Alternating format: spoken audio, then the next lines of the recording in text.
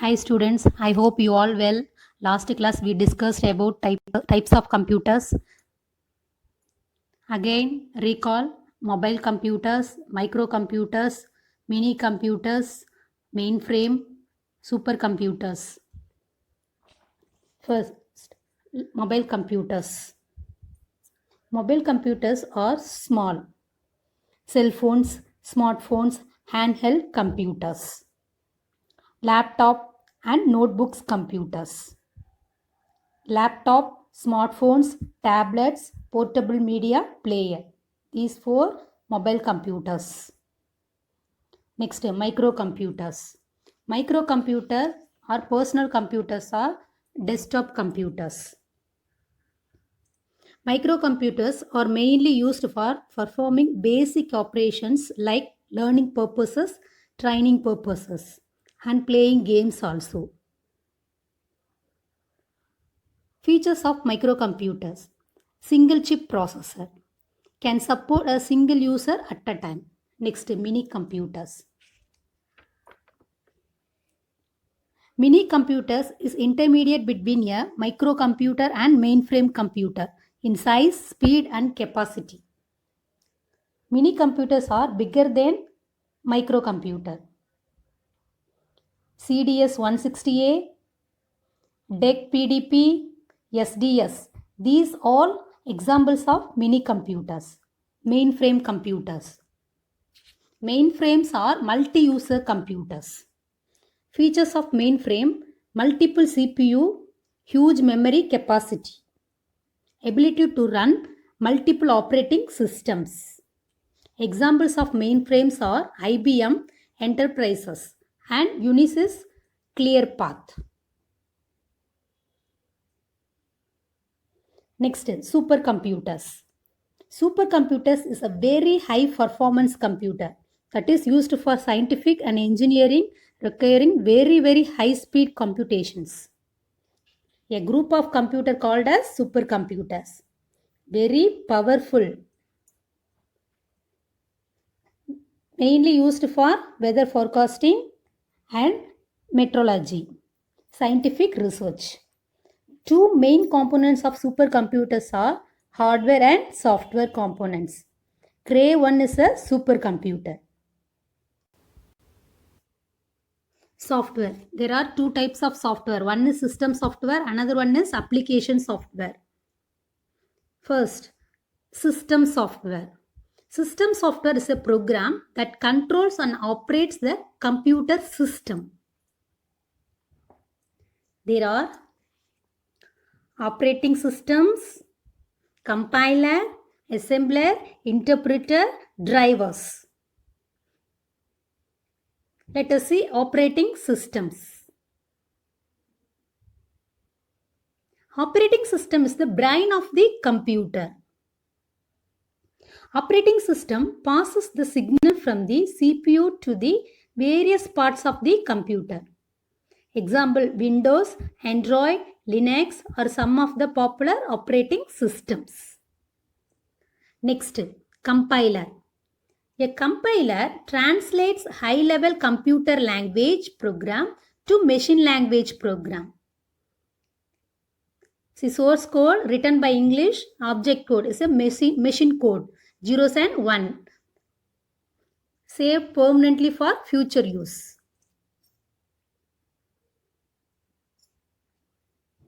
Next, assembler.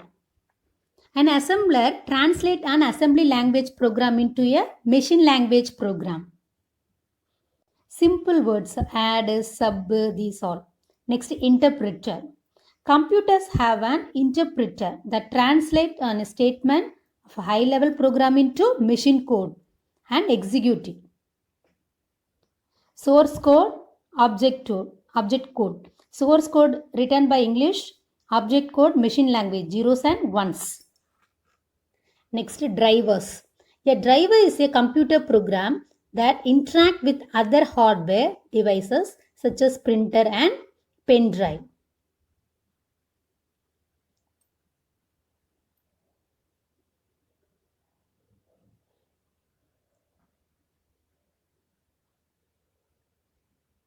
Application software helps user to perform useful task. We are using MS Word, MS Excel, PowerPoint presentation, all application software. Packages, utilities. There are packages and utilities. Let us see package. A package is a set of software programs designed to do particular kind of work. Packages included Microsoft Office, DBMS, Database Management System, accounting packages.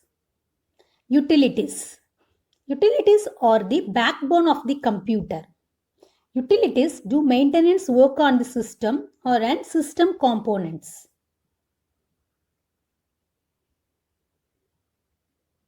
Amanda, Dropbox. These all backup software. Antivirus software also is there. Quick Heal, AVG, these all. Utilities. Disk defragmenter, disk compression, utilities. Okay students, so let's begin our very first chapter, that is computer language. Okay, so first of all, I'm going to divide this into two individual words. First, we will going to learn what is a computer and what do we mean by a language. Okay, you all might have studied in your previous classes that what is a computer. So, can you define computer? What does it stand for? So, a computer stands for commonly operated machine, purposely used for technical and educational research. And we can also say it is an electronic device which takes some input, processes it, and then gives us meaningful information. And that meaningful information is known as output. So it is a machine which takes input and gives us some output. Okay students, now next is language. What is a language? We daily speak a language, maybe English or Hindi. So can we say it is a means of communication by which we can interact with each other? We can talk to our friends, we can talk to our teachers. For two or more people to communicate, they need to use a language, and that should be common language. For example, if your friend is speaking in French and you are talking in Spanish, will you be able to understand each other? No. So we need a common language so that we can understand each other. First chapter is all about computer language. So first tell me, why do we need a computer language? Because computer is just a machine. Can computer work on its own? Answer is no. So in order to make it work, we as a user has to give instructions to the computer. We have to give instructions either using a keyboard or mouse. So in either way, we are trying to communicate with a computer. So we need a language which computer can understand. Unlike humans, computer doesn't understand English or Hindi. It only understands zeros and one. It cannot understand any other language. So that language which is made up of 0 and 1 is known as machine language or binary codes, where 0 means off and 1 means on. So if you type hello, my name is so and so in Microsoft Word, that will be interpreted as a string of zeros and ones by the computer. So I have just displayed a picture here. You can see whatever you are typing in letters or in numbers is interpreted by computer as a string of zeros and one. Now what is a string? String is a collection of zeros and one. When you put together so many zeros and one together, we call it a string. So before proceeding, I would like you to know that what is a program. A program can be defined as a set of instructions written to perform a task. For example, Microsoft Word. So it is a word processing application that allows us to create and write documents. We have more examples like spreadsheet programs, PowerPoint presentations, which allow the user to perform a specific task. Students, next concept is what is a programming language? In the previous slide, we studied what is a program. So programs are required for the computer to do some work.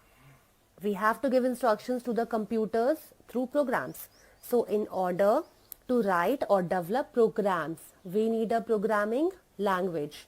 For example, if I say write a short essay or write a notice in English, you will be using English language. So if you have to write programs for computer, then we need a different language. That is known as programming language. We all know that English is a natural language. It has its own grammar, words, symbols, right? So a programming language also has words, symbols and some rules. And the rules of programming language are called as syntax. So the rules of English is known as grammar, rules of Hindi is known as Vyakaran, and the rules of programming language will be known as syntax. Okay, so here we can see that computer languages are of so many types, and we can divide or categorize them as different generations of languages. So the generations are divided into 5. The first generation is known as machine language. Second generation is known as assembly language. Third is known as high-level language. Fourth is known as object-oriented programming language. And fifth generation of computer language is known as artificial intelligence. Students, in the next session, I'm going to explain all these generations, features, and traits of these programming languages in detail.